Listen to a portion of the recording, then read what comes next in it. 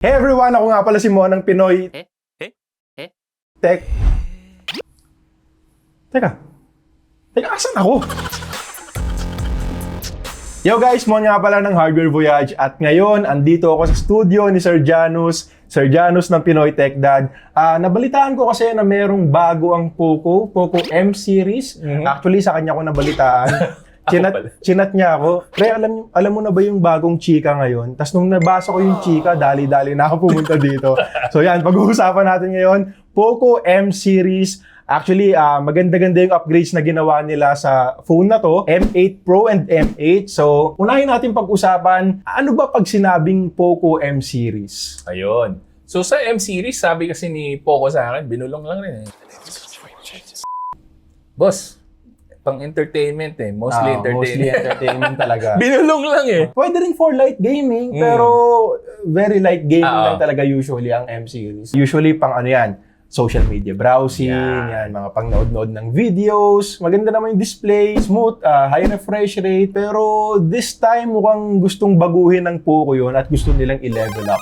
So yun yung aabangan natin ngayon. So siguro unahin na lang muna natin yung upgrades sa battery life. Kasi malaki-laki din talaga. Last year, alam nyo naman, ang daming phones na naka-silicon carbon battery. So, naglalakihan na yung battery. Actually, nakita rin natin yan sa Poco F8 series last time na nilaunch nila. Kaka-launch lang din. F8 Pro, 6,000 plus din. F8 Ultra, ganun din.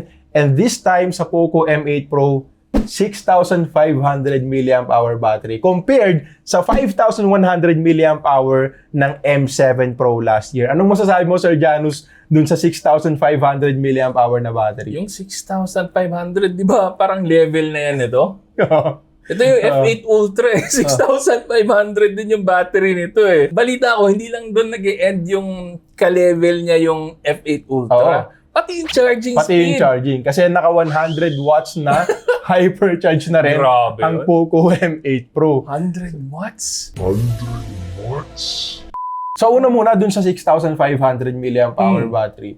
All day battery life na talaga yun. So hindi na yung pag Poco mabilis malobat or medyo taktuhan lang yung battery, ganyan-ganyan lang. Pero this time, sa 6,500 mAh, alam na natin kaagad na tatagal ng isang buong araw na gamitan yun. Depende pa rin sa paggamit, syempre, pero at least 6,500 is higher talaga kumpara sa ibang mga kakumpetensyang brands. Hindi ka nakakapusin talaga. Like, yung iba kasi, pag 5,000, actually mataas na yung 5,000 before.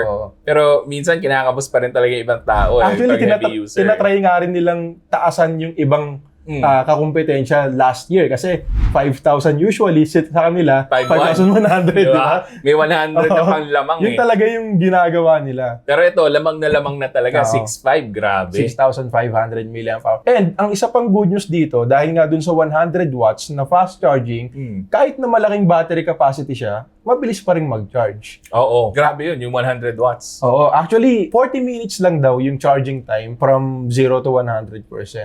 Itetest ko pa yon sa review ko. And for sure, itetest din ni Sir Janus sa review niya. So, panoorin niyo rin yan sa Pinoy Tech Dad YouTube channel. Yun, 6,500 mAh battery plus 100 watts na hypercharge. Plus, meron din daw reverse charging, reverse wired charging. Yun, meron pang ganun na feature. So, pwede mong gawing power bank, di ba? Pag halimbawang nalobat yung tropa mo, pre, masaksak naman. Pero malabo yata. Madamot yung mga tao sa battery. Nope. Pero hindi ka kasi nag-charge. Pero grabe, 22.5 watts reverse wireless charging. Goods. Pero paano yung M8? M8 rin, meron ring improvement. I remember, 33 watts yung last year, yung M7. This time around, 45 watts na. 45 watts. Kung para sa iba, mas mataas din. Actually, mga 33 watts nga lang din yung competition brands. 25 watts, meron din.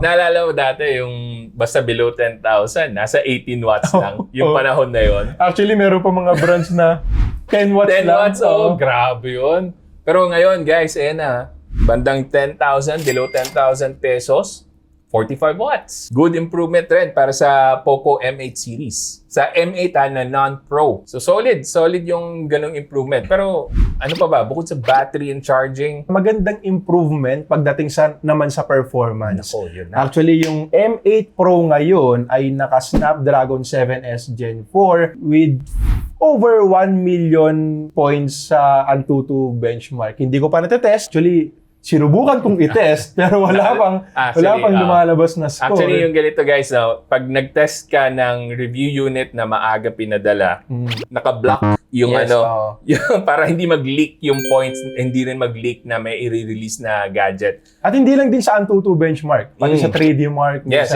hindi rin.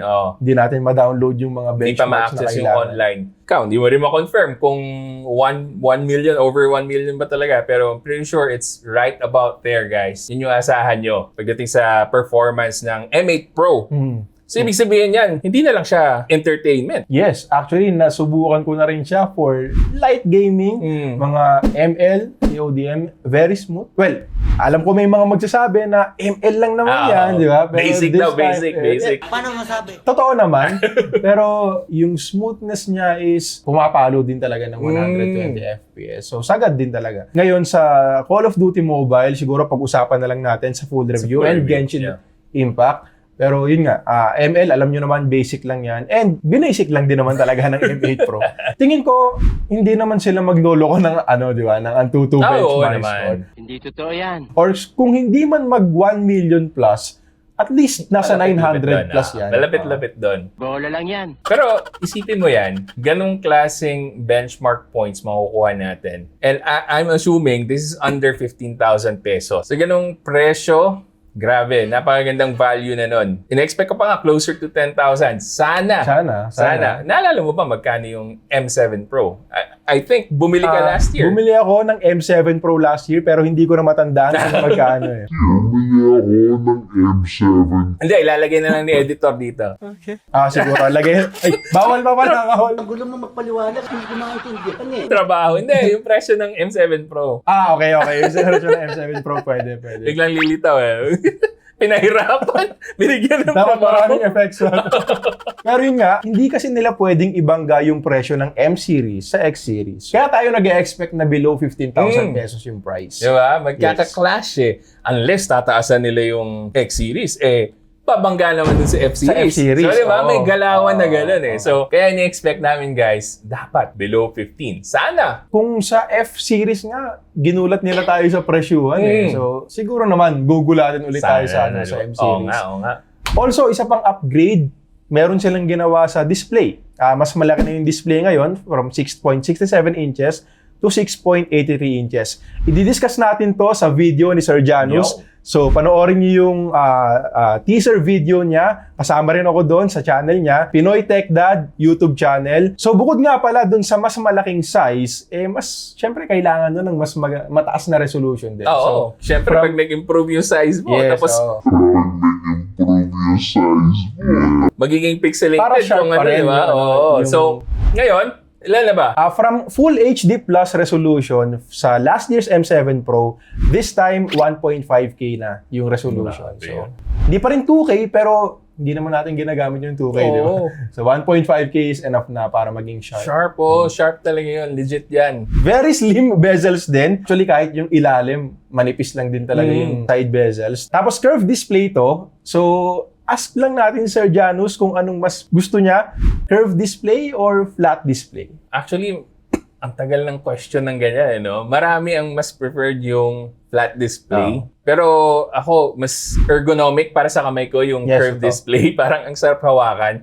Pero mukhang mas kukunti na lang yung mga phones na merong curved edge na display, no? Pero yun, ito yung maganda sa na gusto nila ma-experience sa curved edge display. Yes, at saka mas premium din naman kasi talagang tignan kapag ka-curve yung gilid ng phone natin. So, yun mas yung sexy na konti, no?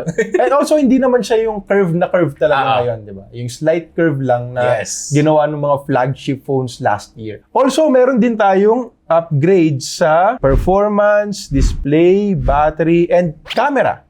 Meron din Yun. silang ginawang upgrade sa camera. More on this, again, sa channel ni Sir Janus ng Pinoy Tech Dad. Pero yun nga, ang Poco M8 Pro ay naka-Light Fusion 800 sensor ngayon. Oo, And- para lang malaman nila, ginamit yan sa F-Series. Yes, sa F-Series, F7 Pro, yan din yung ginamit. And si Sir Janus, yung may mga camera samples nang nakuha sa M8 Pro and approve or Approve.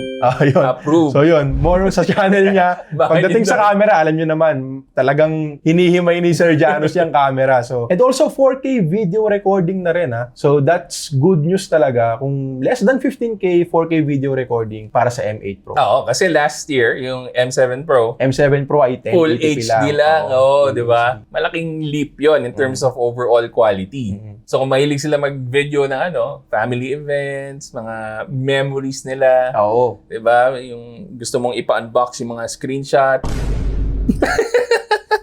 Hindi mo alam yun? Alam ko yun, pero ngayon ko. So sir, ano pa bang meron sa M8 lineup na meron sila pareho? Oo, siguro hindi pa natin nabanggit yung peak brightness. Peak brightness. Balita ko, parehong mataas at 3,200 nits. Peak brightness yan. Kahit yung standard M8 lang, no? Oh, budget level to Biruin mo yung ibang phones na nasa ganitong price range. I think nasa below 2,000 Below yung 2,000. peak brightness. That's really good para sa mga gumagamit ng phones nila outdoors. Isa sa mga target market ng M series, most probably students, tapos nag-phone sa labas, di ba? Hindi tayo mamumroblema sa outdoor visibility kung sakali. Oo. So ano pa ba yung meron hindi natin masyado na pag-usapan, M8? Ano pang meron sa M8 na pwedeng abangan ng mga nanonood sa atin ngayon? Ay, oo nga. Hindi natin nabanggit sa performance ng M8. Meron na rin itong Snapdragon 6 Gen 3 na supposedly double sa performance ng Snapdragon 685. Na alam niyo naman na luma-luma talaga yung 685 na Parang yan ilang beses mo yata binash yung Snapdragon 685. 685 and even the 695, iwasan nyo na lang po yun and piliin nyo yung mga better na chipsets like Dimensity. Mga phones na medyo. Oo nga Actually, marami rin hindi talaga nagustuhan yung performance ng 685 Oo. kasi nga medyo Mabagal talaga. Oo. So at least now, doble na yung performance. So, pwede na mag-ML Oo, na pwede hindi na mamumroblema, no? Oo. So yun, it's a really nice improvement para sa something that's under 10,000 pesos. Saka mas pasok na din talaga. Kumbaga, kahit na budget phone yung hawak mo, hindi yung ang bagal ng phone ko. Oo. Sana hindi na ganun. Well, ito-test pa natin yan. So again, sa full review. Pero mukhang so far, ganun yung mangyayari Oo. sa M8 series. And yeah, yun lang. Poco M8 series ay sa January 8. January 8, abangan nyo. May full review ako noon. For sure, may full review din si Sir Janus ng Pinoy Tech Dad. Display, battery, performance, camera, yung mga upgrades na aabangan natin. Pero meron pang iba. Actually, lightweight yung mga phones na to. So, kahit na malalaki yung battery, Yun nga. hindi siya mabigat dalhin. Tsaka, manipis lang din. Very promising tong M8 series nila ngayon. Pero ikaw, sir, ano pang masasabi mo overall sa M8 series lineup nila? It's a really good upgrade, lalo na sa mga consumers natin na medyo gipit yung budget nila. Hindi nila pwedeng iangat pa papunta sa X series, papunta sa F series, lalo na. Mahal talaga yon. So, kung limitado lang yung budget nyo, hindi nyo na pwedeng palampasin sa 10,000 pesos. Meron na tayong solid options at last para dito, yung M8, and hopefully the M8 Pro will be more affordable as well compared sa X series nila. So, panalo na naman ang mga consumers. Yan lang naman yung pinaka-importante. At least para sa akin. Lagi naman. Sa atin na kaya sinasabi natin yung totoo sa mga viewers natin. Kasi importante, yung pera nyo, masulit nyo. And isa sa mga magagandang ginagawa lagi ng Poco, talagang nilalaman nila yung specs Oo. kumpara sa mga kakumpetensya. Yeah, nila. yeah. So, at least very competitive talaga sila pagdating sa specs. Yes. And pricing din. Oo. So, Bago ka pala magpaalam mo, meron tayong giveaway. Giveaway. Doon sa Pinoy Tech Dad. Yes. Isang Poco M8 sa isang lucky winner. Napakadali lang po. Panoorin niyo lang yung video natin. Nakasama si Hardware Voyage and nandun na yung mechanics. Link andyan sa may comments. Yun, Yan, no? link sa comments. Yun. Abangan natin yan. Full review sa Hardware Voyage. Full review sa Pinoy Tech Dad. Ilang muna.